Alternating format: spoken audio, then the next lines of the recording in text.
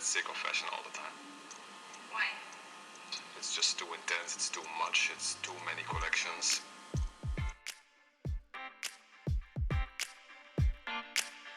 Historia y Moda es un recorrido por la historia de nuestra cultura, el arte, la economía, la política y los roles de género, teniendo la moda como hilo conductor. Este es un viaje para los curiosos, los apasionados, los detractores y todos los que quieran conocer el origen de los grandes sucesos y las pequeñas cosas que han tejido nuestra sociedad. Somos Diana y Ceci y te acompañaremos en este apasionante viaje. ¡Bienvenido! ¡Comenzamos! Hola a todas y todos. Como lo prometimos, hoy tenemos un episodio que sigue tocando el tema de la guerra mundial, pero no es tan heavy como el anterior. Vamos a hablar de una prenda que seguramente muchos de nosotros tenemos en nuestro closet y que no sabemos la historia que tiene y no sabemos por qué tiene tantas bolsas y detalles. Más que ser solo moda, estos detalles fueron fundamentales en tiempos en los que las gabardinas no eran solo un abrigo, sino una herramienta clave en el desempeño de los soldados en la guerra. La gabardina no se inventó exactamente para su uso durante la guerra que le da su nombre en inglés, trench o trench coat, una guerra que pasa sumida en trincheras fangosas y ensangrentadas en toda Europa. Pero es durante la Primera Guerra Mundial cuando esta prenda ahora icónica tomó la forma que conocemos hoy, un diseño que sigue siendo sorprendentemente actual a pesar de tener más de 100 años. La introducción de la gabardina fue muy importante. Es la historia de cómo la ropa se volvió parte de la tecnología de guerra. La gabardina es, de alguna manera, emblemática del momento único en la historia que ocupa la Primera Guerra Mundial, cuando todo, desde las estructuras sociales rígidamente sostenidas hasta la organización militar y la moda, estaban en agitación. Es tanto un producto de esa época como un símbolo de ella. Es el resultado de la innovación científica, la tecnología, la producción en masa. Aún así, la historia de la gabardina comenzó aproximadamente 100 años antes del estallido de la Gran Guerra en 1914.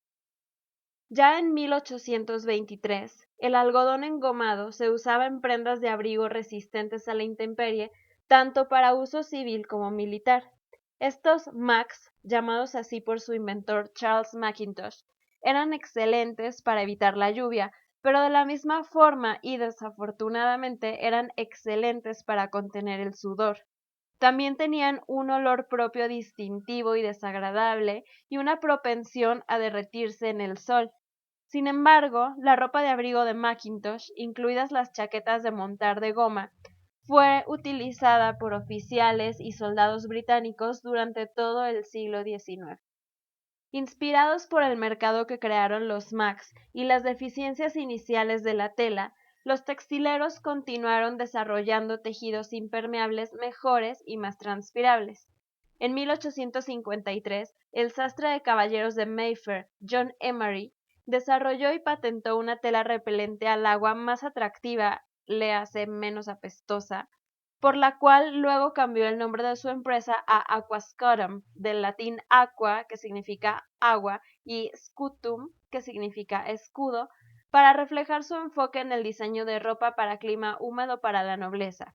Sus wrappers pronto se convirtieron en una necesidad para el hombre que quería permanecer bien vestido en las inclemencias del tiempo. Thomas Burberry, un modelista de 21 años de Basingstoke, Hampshire, fundó su negocio homónimo de ropa masculina en 1856.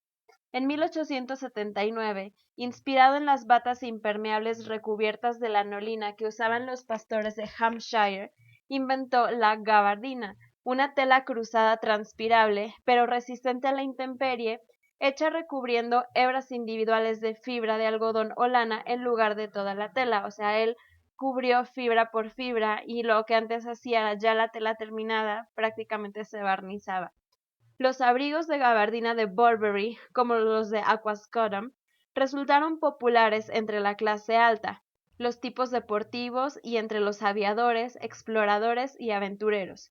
Cuando Sir Ernest Shackleton fue a la Antártida en 1907, él y su tripulación vistieron abrigos de gabardina de Burberry y se refugiaron en tiendas de campaña hechas con el mismo material. La tela impermeable ligera fue un desarrollo tecnológico, algo así como el Gore-Tex de ese periodo. Con la tela, las fábricas y los actores principales, Burberry, Aquascutum y hasta cierto punto Macintosh, en su lugar, fue solo cuestión de tiempo antes de que la gabardina o trench coat tomara forma. Y lo que impulsó el diseño son los cambios en la forma en que el propio equipo militar británico se equipó y en gran medida en cómo se libraba la guerra en ese entonces. La guerra durante la década de 1860 fue napoleónica, típicamente llevada a cabo en grandes campos donde dos ejércitos se enfrentaban y se disparaban o atacaban hasta que uno cayera. En estos escenarios, los uniformes de colores brillantes ayudaban a los comandantes a identificar a sus tropas de infantería incluso a través del humo de la batalla.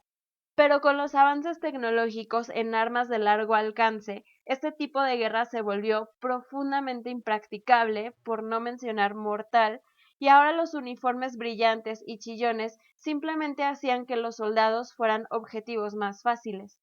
Las tácticas militares debían adaptarse a esta nueva realidad y también los uniformes. El color caqui, que llegó a dominar los uniformes militares británicos, fue el resultado de las lecciones aprendidas en la India. La palabra caqui significa polvo en hindi. Los primeros experimentos de teñir uniformes para mimetizarse con el paisaje comenzaron en 1840 durante la rebelión india de 1857. Varios regimientos británicos tiñeron sus uniformes de colores monótonos. El ejército británico tardó en cambiar de alguna manera. Curiosamente, los bigotes para los oficiales eran obligatorios hasta 1916. Pero para la Primera Guerra Mundial se reconoció cada vez más que los uniformes debían desaparecer en el paisaje, permitir un movimiento fluido y sin trabas, ser adaptables al terreno de combate y ser fácilmente producidos en grandes cantidades. Ahora, ¿cómo son las guerras en la Primera Guerra Mundial? El terreno para el que estaban diseñando los armadores militares británicos, incluso al principio de la guerra, era esencialmente un asqueroso agujero en el suelo. Las trincheras eran redes de zanjas estrechas y profundas, abiertas a los elementos, olían tanto a los cuerpos vivos sin lavar apiñados ahí, como a los muertos enterrados cerca. Estaban embarradas y sucias y a menudo inundadas por la lluvia, o cuando las letrinas se desbordaban, pues de algo peor. Estaban infestadas de ratas, muchas de ellas de un tamaño enorme, y piojos que se alimentaban de los soldados apiñados. La vida en las trincheras, donde los soldados solían pasar varios días seguidos, fueron periodos de intenso aburrimiento sin siquiera dormir para apaciguarlo, interrumpidos por momentos de acción extrema y frenética que requerían la capacidad de moverse rápidamente. Para hacer frente a estas condiciones se diseñó la gabardina. Esta fue realmente la modernización de la vestimenta militar. Se estaba volviendo utilitaria, funcional, camuflada. Era un enfoque muy moderno de la guerra. En guerras pasadas, los oficiales y soldados británicos vestían abrigos largos de sarga, un material de lana gruesa que pesaba incluso cuando estaba seco. Eran cálidos, sí, pero difíciles de manejar. Los soldados en las trincheras necesitaban algo más corto, más ligero, más flexible, cálido pero ventilado y resistente a la intemperie. La gabardina o trench, como pronto se le conoció, encajaba perfectamente. Entonces, ok, ya tenemos la prenda perfecta para este fin, pero su uso no se aplicó desde un principio como sería lo lógico, o sea, para todos. No, los soldados regulares de base, a quienes se les entregaban sus uniformes, ahora color caqui, no usaban gabardinas. Tenían que arreglárselas con los viejos abrigos, a veces cortándoles la parte inferior para permitir una mayor facilidad de movimiento. Los uniformes para aquellos con rangos más altos, sin embargo, fueron una historia muy diferente. Si bien su vestimenta estaba dictada por los mandatos de la oficina de guerra, los oficiales tenían la tarea de vestirse ellos mismos. Desde el comienzo de la guerra en 1914, los oficiales británicos recibían una asignación de 50 libras esterlinas para vestirse, un guiño al hecho de que vestirse como un oficial militar británico adecuado, pues no era barato. Hacer que los oficiales se vistieran solos también ayudó a reforzar la jerarquía social de los militares. Los soldados solían provenir de las clases trabajadoras británicas, mientras que los oficiales eran casi exclusivamente de la clase alta y caballeresca, los cisnes de Downton Abbey. La vestimenta era, y sigue siendo, por supuesto, un importante marcador de distinción social, por lo que permitir que los oficiales compraran su propio equipo de servicio activo de sus astres preferidos y los proveedores los distinguía, fortaleciendo su supremacía social.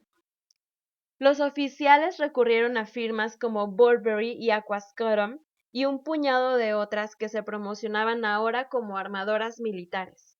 Estas también tendían a ser las firmas que hacían ropa deportiva activa para el mismo caballero aristocrático. Aquascutum, por ejemplo, tenía como cliente nada más y nada menos que al príncipe de Gales. Más tarde, el rey Eduardo VII, quien usaba sus abrigos y que fueron su primera orden real en 1897.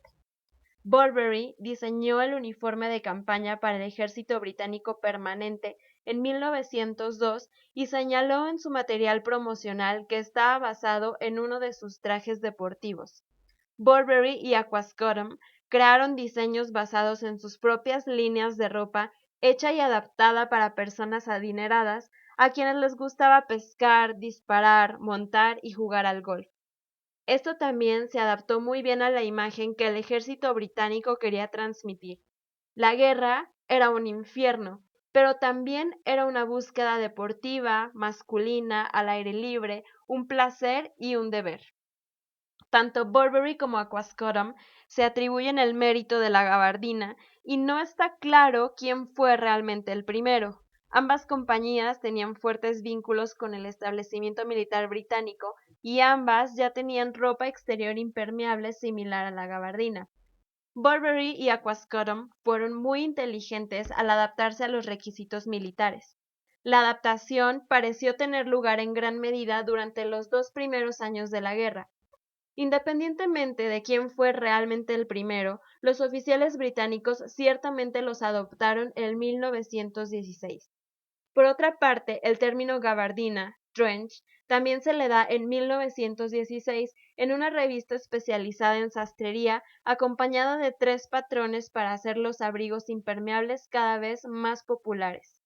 En ese momento, la forma de los abrigos se había fusionado en esencialmente lo mismo que vendían las marcas de lujo tradicionales y los minoristas baratos de hoy. Entonces, ¿qué hacía y qué hace hoy que un abrigo sea un trench?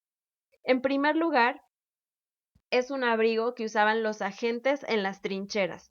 Una afirmación deslumbrantemente obvia, claro, pero merece un poco de análisis, porque cada parte de la gabardina tiene una función específica de dónde y cómo se usa y quién la usa.